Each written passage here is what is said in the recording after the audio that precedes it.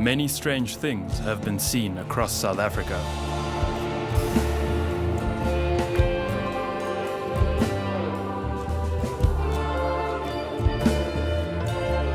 We're two guys on a journey to find the truth. Join us as we explore South Africa in search of the supernatural. Anything from UFOs to the paranormal. You can't dismiss something you don't investigate. Welcome to Strange SA. Going into this investigation, I was pretty uneducated. I had nothing but the most cursory knowledge of what a Sangoma actually is. With Sangomas, I didn't know a lot at all. I really looked forward. I was very open-minded to explore a world I didn't know anything about. We went to Gogo Dineo for our first stop. Before we could do the interview, we first had to ask for permission from the ancestors.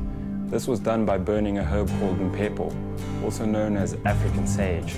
She is trained in this, and she could tell by how the smoke was blowing that we got the go-ahead from the ancestors.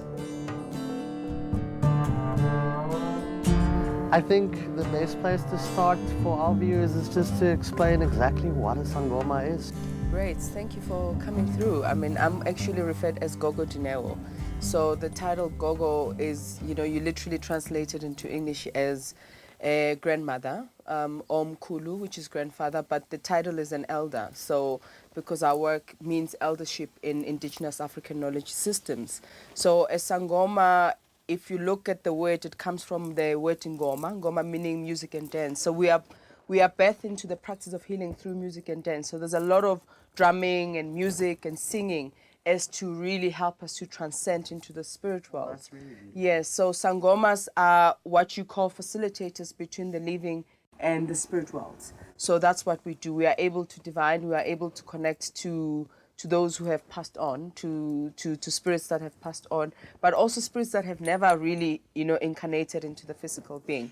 So we are that communicator channel between that other world, because as human beings, we are body, mind, and spirit, but we have put a lot of effort in understanding our body and our mind aspects, and not necessarily so the spirit world. There's been attempts by religion and other faith groups to really try understand the spirit, because that's our essence, that's our essence part. So as Sangomas, we are able to connect to your essence guides, to your essence spirits, yes.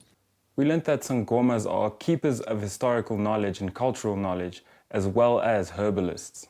Our great-grandmothers used a lot of these medicinal plants. They used a lot of herbs. They used a lot of food to cure ailments, because what were we before medicine and science? What we call modern science came to be. These things existed, plants existed, and that's how science derived its medicines that now we buy packaged at pharmacies and we get at Western doctors. So not everyone can be a Sangoma. If you get the calling, do you go to a school, or how do you... So we have what we call calling symptoms, or like you are classified as one who has like persistent headaches, so nothing has worked, even the powders that we give you. Because also, remember, we look at disease as what is not at ease with you, not just as a symptom. So when you are not spiritually aligned, how come is that? And sometimes we're not spiritually aligned because we're not living in our truth. So you're not rooted. So your truth is that you are busy trying to do something else, but you are not really serving what you need to serve.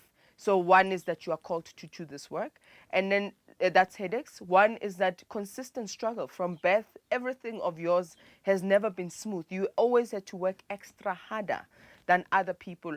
The issues of infertility can also be attributed to relationship problems, financial problems, mental psychoticness. In my case, I had serious issues of mental psychoticness that in matric, I had to stay in a mental institution for 6 months.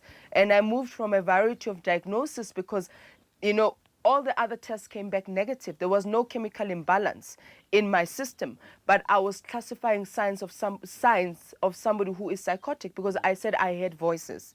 I saw visions, and I would go into trances where my voice would change. So at church, I was demonic possessed. So there was a lot of confusion. So things that are unexplainable were happening to me. to a point where I thought maybe I was born for misfortune, but no, I was born for greatness, you know. And the old name for Sangomas, before we know them as Sangoma, they were called Amahlanya. They would say we are going to see Ihlanya, meaning the crazy one. We are crazy. So you come to me, you see there's a bag there carrying what we call bone ornaments. It's not only bone, the shells and things like that. So when you come, you don't tell me what's wrong with me. I need to tell you what's wrong with you. So that's quite different than going to any other practitioner, because you first have to ask questions and then they connect your questions to what is wrong with you. I first tell you what's wrong with you.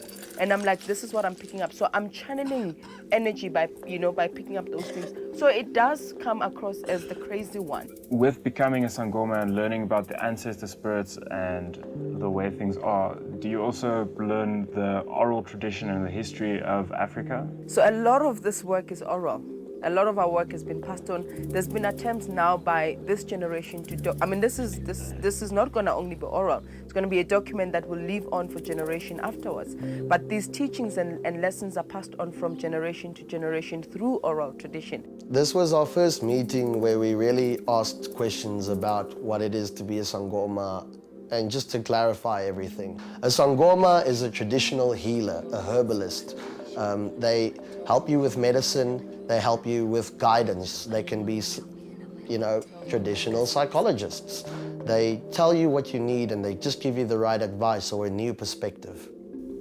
You know, the word witch and doctor don't go hand in hand in our culture, but historically we used to be defined as witch doctors, because also you should try that we are trying to understand indigenous knowledge systems which are passed on orally in indigenous languages, in a language that we are communicating in right now in English.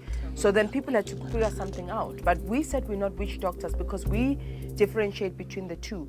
Healers facilitate healing. They don't give, we don't have powers and things. We facilitate, we are channelers, right? So we're like a vessel.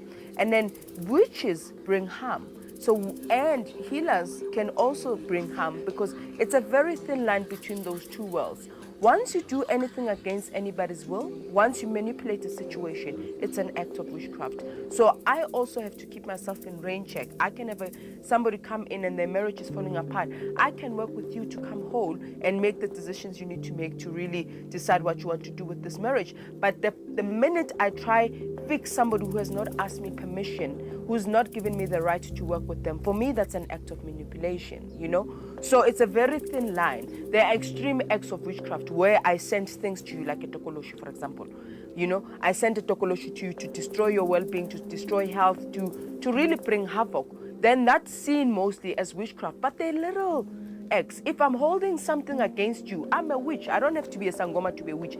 Any one of us who intends evil or harm onto the other is defined as a witch. And you mentioned the tokoloshi there.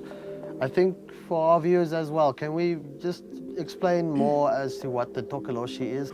So there are different kinds of monsters, you're right. One is the tokoloshi, which is almost like it's got some human features, but it's abnormal. It's also has animal features, or is too short. It's just there's something abnormal about it. The power of witchcraft is in the invisibility, is not to be seen. It's an act that performs in the dark. So once you start seeing it, it could be that they're showing up your face, but it's not necessarily you, it's somebody else. So then I'm attacking you and I'm bringing you harm. Who am I in this work? But when I say go back to source, it will definitely go back to where it comes from, to the dark world, to, you know, and if that source is an individual that performed it, you have said, I command this to go back to source. So you're saying that you would, if someone has a disease that you say they need antibiotics, so you would refer them into to a Western medical doctor as well, like yeah. if you can tell that they need So that. the advice for us as Sangomas, and I advise Sangomas, is that just being a Sangoma is very limited, because we're working with a very complex system, and that's the human body. So we also need to understand the biology of the human body and know what is our limit, because ours, it's natural medicine. So it's organic, and it's organic in the way in which healing gets facilitated.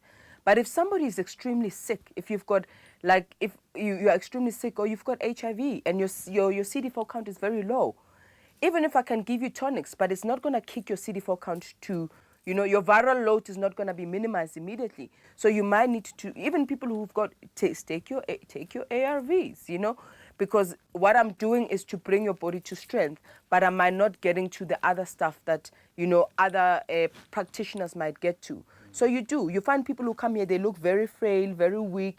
What do you need? You probably need a drip at the hospital. You need to be hospitalized. Because the stories you read of us is not of lives that were rescued when somebody was near their deathbed. It's when somebody died in my practice room, which is very unfortunate. And it creates a misconception. It perpetuates the stereotypes and misconceptions. But also, as I say and encourage other healers, we shouldn't want to be everything and anything. We should know our limitations and our boundaries. And in that way, we are able to work with integrity as healers.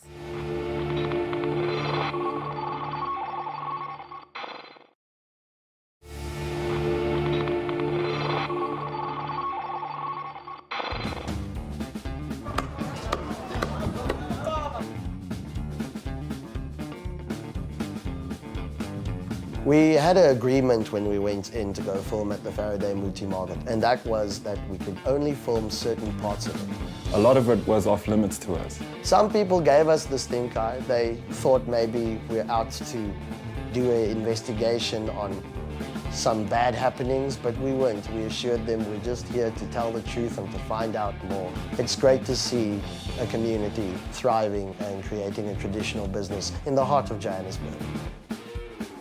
Hey. Yes, my name is Kanyi. How are you? Nice. Yes, welcome to Faraday Muti Market. Let me show you around and then you'll ask me whatever you want to ask or whatever you want to know. Just ask me, I'm here. Kanyi, thank you very much for having us at the Faraday Muti Market. Yes. It's a great place. It's full of so many unique things that we didn't even know about. I was wondering if you could just tell us a little bit more about the people here and their stores.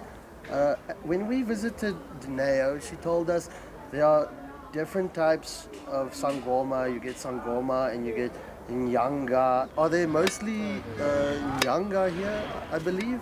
Yes, we are mixed in here. Mixed. So, yes, we are mixed. So, as I'm Inyanga.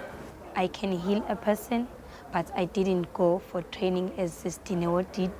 Yes, but I know how to heal a person, and I know, yes. And this year, I have bugs. Bugs? Yes, we also use bugs to heal. Yes. Yes, we use in different ways, different names. And so everyone has a different purpose? Yes, different purpose as well. So how did you get into becoming an Inyanga? So my mother, my father, both of them were Inyangas, were running this whole place, were the founders, were the first one who came here. One could say this is like a big pharmacy for everyone. It's all medicine. It's not in itself. It's not good or evil. It can be used. It's how you use it. You see, the medicine, one medicine, I can heal a person, another person can harm a person. So at traditional herb, you talk to it. It's like a person. You send the muti what to do to a person. And then they use it chopped, or do they grind it down and make it Some we finer? grind it down for different reasons. Yes, but you can use it like this. It's fine.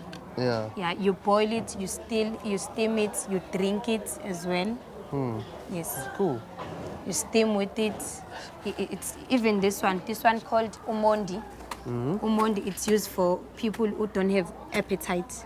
Oh. Yes. So That you one drink makes you hungry. Yes, it makes you hungry and then you eat a lot. I heard a lot of people come to bring their stuff. I think on Mondays there's a big market here where On Friday. Oh, Friday. We have that on Friday. And then the people come from Mozambique and Swaziland and Lesotho. On Friday, there are people, the Sothos, they are come here to sell as well. And then this side, we'll also have another bags. We have different, this one is like sticks, as you can see. Yes. And this one is called uvuma It's a omhlophe. strange one, this one. Yes, it's called uvuma omhlophe. If you eat it a little, like this, it's like there's sugar-like. Can I It's taste nice. a bit? Taste it. Oh, it's tough. It's nice. You can taste it. I was given a white twig to taste, or to chew rather. At first it was a bit plain, and all of a sudden sugar just filled my mouth. Yeah, I wouldn't eat it every day, but you can clearly see, obviously, the properties that it's made up of can definitely provide you with what it's supposed to help you with. And obviously, people have been using this for ages, so I doubt it's bad for you. The most common thing they buy for stomach, for legs, so it's up to you, a healer, whether you give that person a mixture or individual. But we get lots of, maybe for headaches as well. And the trainers, the traditional healers, they come here to buy the mixture of to use on their trainees. Wow. And this one called Volak Valiwe. Volak Valiwe. Yes, when maybe you can't see your dreams clearly, you can't see where you're going, you see maybe bad dreams, just use that one. You vomit with it, you drink it, you steam with it. We have seen a lot of like monkey's paws Yes. and skulls and skins of animals. Yeah, I saw a lion skin. Lion. Yeah.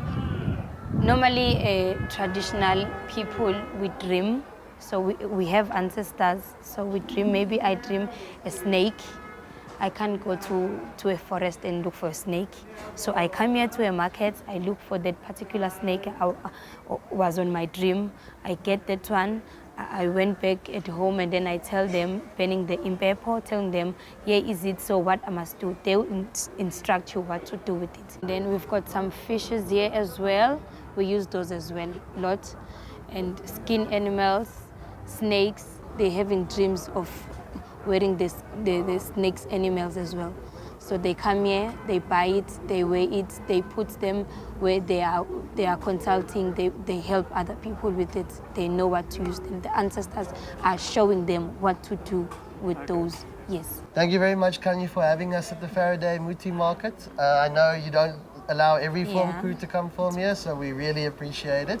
We had a good time and we learned so much. I hope you learned so much and I hope you will come back whenever. Oh yes, I'm definitely coming back. Thank you very much.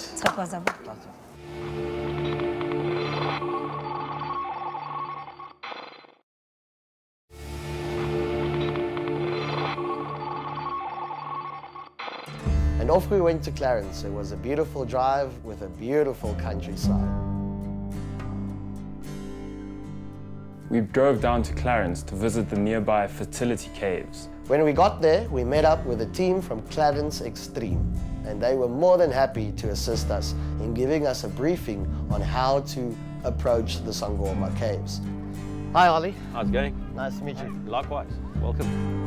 We are going to the fertility caves today.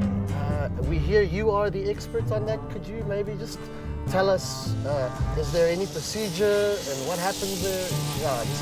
Oh, well, I wouldn't say myself as an expert, yeah, but I've been going there for 8 years. So the fertility cave is a spiritual place, you know. So obviously when you go there, it needs the necessary respect, you know, obviously because people is practicing what they believe in, you know. So basically when you arrive at the fertility cave, a lot of people, before they cross the river, already light up candles, announce themselves to the ancestors, bring out the shiny coins, you know. And obviously, it depends on what reason you're there for, it determines the color of the candle also, but mostly white is acceptable, you know, so you just light up a white candle for yourself. Then you can cross the river, enter to the cave, and as soon as you enter the cave, obviously as well, you repeat the exercise as well, you know. There's also a greeting that the people in the cave use, it's either tokoza, you know, and when you say tokoza, you always clap as well, you know, so tokoza and the clap obviously means to those people you understand, and it basically means may your words be blessed. And Ollie, why are they specifically there, or what's gathering the Sangomas in that area? What do they do there? Well, I think the reason the people is really there is that the cave in itself is filled with lots of salt. It's in Afrikaans it's known as salpeterkraans. Salpeter is salt. Worldwide, salt wards of negative energy, spirits, what. So obviously if the place is covered with salt, it would be obviously pure and clean. So I think that is one of the biggest feelings that the people is getting there. And there's obviously water coming through the cracks in the cave as well, which means there is blessings coming from the other side, you know, where the ancestors reside, you know. So the water coming through is obviously cleansing, spiritual, healing, you know, all that energy is there as well. So I think that's the bigger elements obviously for them being there at the end of the day. Awesome. Yeah.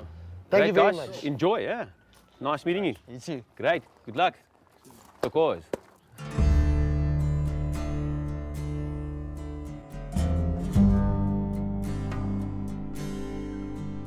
The hike out to the cave was definitely one of the stranger hikes I've been on. There were candles burning on every rock surface that we could find. We walked through a beautiful valley with a little stream next to us. We actually had to stop a lot because the team found so many beautiful shots. It was actually very nice.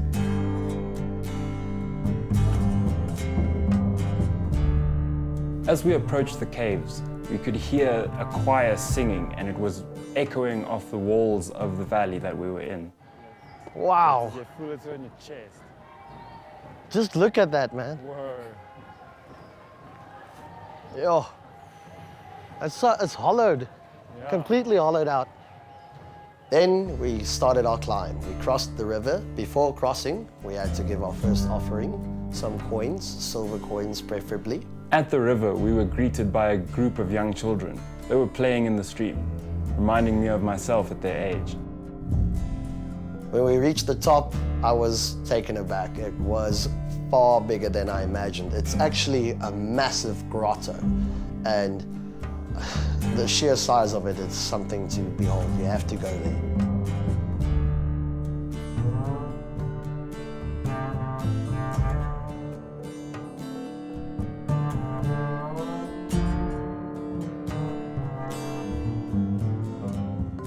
There were a lot of people in the cave.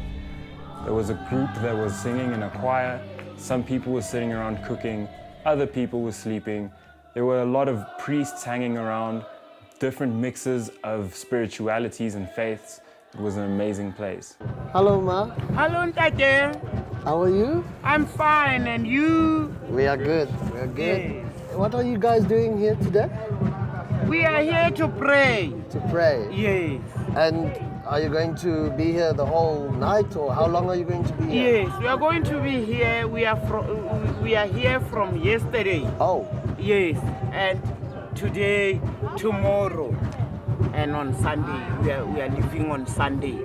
And where are you from? We are from Kwakwa. Kwakwa. You have got such a lovely smile. I see you are so happy the whole have time. teeth. Yeah, but the smile, it's here the whole Yes, time. yes. You were yes. everybody's so friendly. I really like it here. Yes.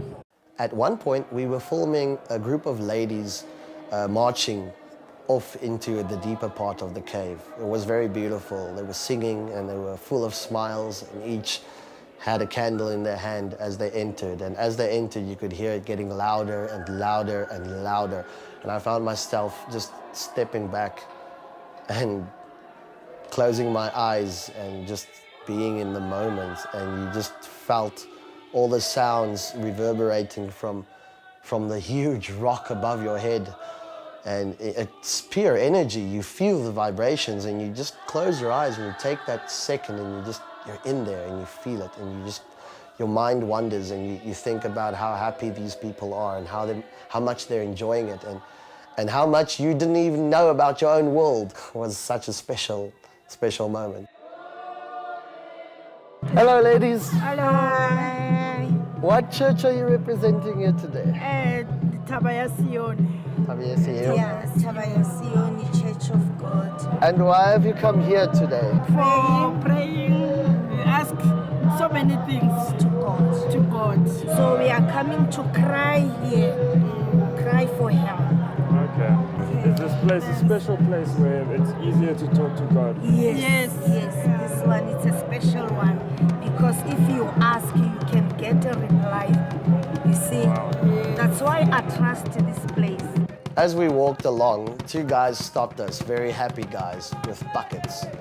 I wondered what it was inside of the bucket, and they told me, hey, this is some traditional beer and we want you to have some. But before you go, you must drink umqombothi so that Umqombothi. it is able to Traditional just beer. a traditional Imbamba. Mbamba. Yeah, it's good. Just have a sip. Just blow it. Yeah, just remove those things. This is Imbamba. At first, when we were offered the traditional beer to drink, we drank it standing up. We were then told that this is not the way it's done. We had to go down onto our knees to drink it properly. You are supposed to sit like this when you drink it. Oh, I was supposed to sit. sorry. That is how we respect them. It's just one Like of this. them. That is what we do, man. My name is Mongezi. This is good. Yeah, it's good stuff. You're gonna get drunk. Can I have It's another? good. This thing is good, guys. Yeah. And you Yeah, get it was that, an because interesting when you drink texture. this, It's it like just something comes- didn't dissolve quite all the way, but tasty. You could taste there was alcohol in it, and it had a malty, beery taste about it. Thanks very much. Chokoza. The investigation made me realize a few things about what Sangomas actually are. They are the doctors, the psychologists, the herbalists, the pharmacists of the traditional African cultures. We learned that Sangomas aren't witch doctors like you would be led to believe by Western media. After this whole Sangoma journey, I can honestly say it changed my perspective, and I gained so much knowledge. And they're honestly there to help you and guide you. And yeah, that's a good thing, isn't it?